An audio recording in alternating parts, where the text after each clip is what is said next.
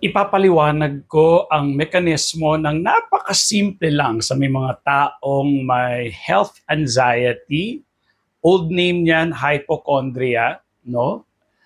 Psychosomatic illness. Ibig sabihin, yung naisip, nagiging totoo sa katawan. Papaliwanag ko sa inyo kung ano yung pinakasimple. Kasi may nagtanong sa akin medyo na-challenge ako no, kahapon.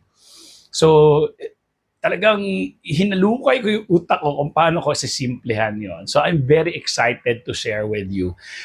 Although napakasimple ng sasabihin ko, para siyang iceberg, no? Kasi kailangan ng malalim na kaalaman na about anxiety disorder kasi marami tayong mga triggers.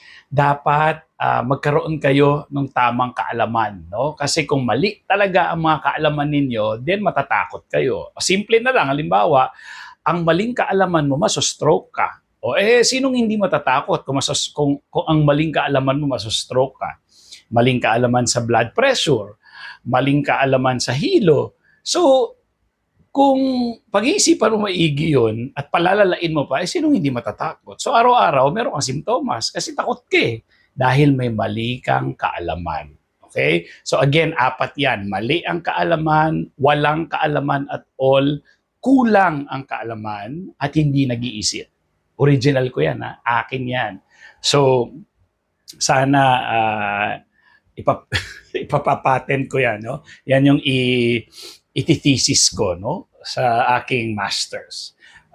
Yun lang, no? Basic yun. Kapag may ganun ang tao, then high risk siya talaga for anxiety. So ganito na kasimple. By the way, pwede ako makausap, may bayad ako, pero dahil tulong ito, kayo magsabi sa akin kung magkano yung kaya ninyo. At kapag fair sa aking skills, sa aking BS Psychology background, sa aking Cognitive Behavioral Therapy Certificate na pinag-aralan ko sa Australia, then schedule kita for your talk time. Medyo pila nga lang, so medyo kailangan ko ng inyong pagtsatsaga.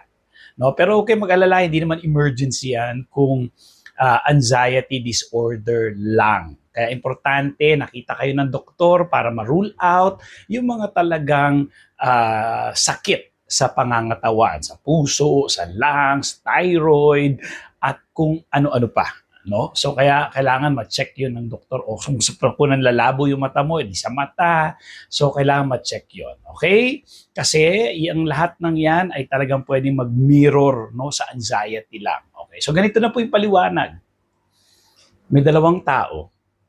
By the way, nandito yung contact ko. Ayan, isusulat ko dyan sa taas. Dyan yung ako mga contact, no? May dalawang tao, uminom sila ng kape. Okay? Ang isang tao, may anxiety disorder. Yung isa, wala. Okay? O kahit hindi naman disorder pa, pwedeng highly anxious lang siya talaga. Very sensitive siya, no? So, dalawang tao, uminom ng kape. Okay. Ang daming umiinom ng kape, no? Milyon-milyon ang umiinom ng kape. Okay? Hindi lang milyon, bilyon no, sa buong mundo. Bilyon-bilyon ang umiinom ng kape. Sa araw-araw, ha? Araw-araw. Umaga pa lang, almusal. May panghapon pa yan, no? May iba pa nga gabi, no? Talagang hindi sila naapektuhan. Well, we need to understand, may mga tao na very sensitive sa kape kasi meron silang enzyme sa katawan nila na nakaka-burn sila ng caffeine. Okay. So may dalawang tao, uminom ng kape. Yung isa, walang anxiety. Yung isa, may anxiety. Okay. Sa isang tao, so ano ba epekto ng caffeine?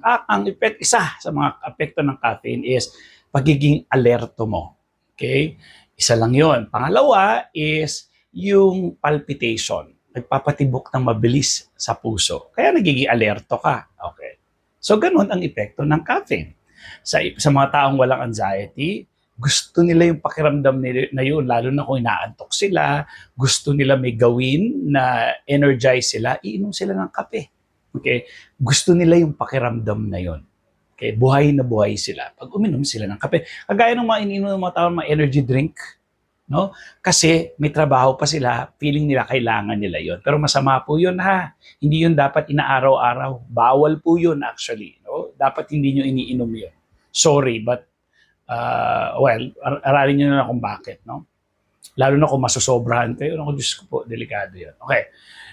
So, ganun nga ang epekto ng caffeine sa katawan. So, dalawa silang uminom.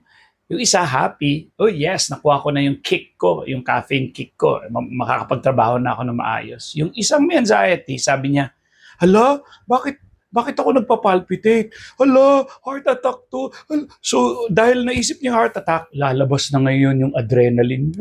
Adrenaline, tsaka cortisol. Dalawa yan eh. Yung adrenaline, yun yung instant. Boom! Pero pag bumaba na yung adrenaline at stress ka pa, nandyan pa yung cortisol. Mas mabilis nawawala yung adrenaline, pero yung cortisol mo lasting. Pwedeng magstay ng buong araw, linggo, buwan, kung heightened, no? Dahil nga wala kang kaalaman, may takot ka. No? So, andun yun. So, basically, pag nagkaroon ka na ng tamang kaalaman, nawawala na yun. Okay? Kaya importante yun. No? So, ngayon, sabi niya, hala, bakit tumitibok yung puso ko? Hala. Dahil hindi niya alam yung caffeine, yung kape, nag-isip na siya ng mga kung ano mga problema sa katawan niya. Dahil tumibok lang yung puso niya. Samantalang isang tao, nag-enjoy na nagtatrabaho, nagre-report na doon, kinailangan niya yung energy na yon. Pero yung isang taong may anxiety disorder, hala, ano to? Ano tong nararamdaman ko? Mamatay ako, hala! Intindihan ninyo? So, saan nanggagaling ang anxiety?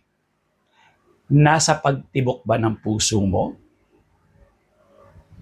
O nasa pag-iisip mo na mamamatay ka dahil tumibok yung puso mo? At bakit yung bilyon-bilyong umiinom ng kape, hindi naman namamatay sa kanilang kape, sa araw-araw nilang pag-inom nun? In fact, ang kape ay healthy. Kung mga isang cup ka lang a day, up to 2, healthy yon, lalo na kung black na brewed coffee. Hindi yung instant ha, black lang, walang asukal, walang creamer, brewed. Healthy siya, may study na po na nagpapaganda or nagpapahaba pa nga daw ng buhay. So ano ang problema doon? Yung bang pagtibok ng puso mo dahil sa caffeine na ininom mo mula sa kape? O yung pag-iisip mo na mamatay ako, wala, tumitibok yung puso ko, wala! Heart attack to, masostroke ako, ma-aneurysm ako, in-exaggerate ko na lang para matawa kayo. Ganun lang yon. Pero again, ganun lang kasimple, pero malalim na kaalaman ng kailangan dyan. Diyan ako makakatulong sa inyo. Kaya, pa-schedule ka na sa akin. Bye!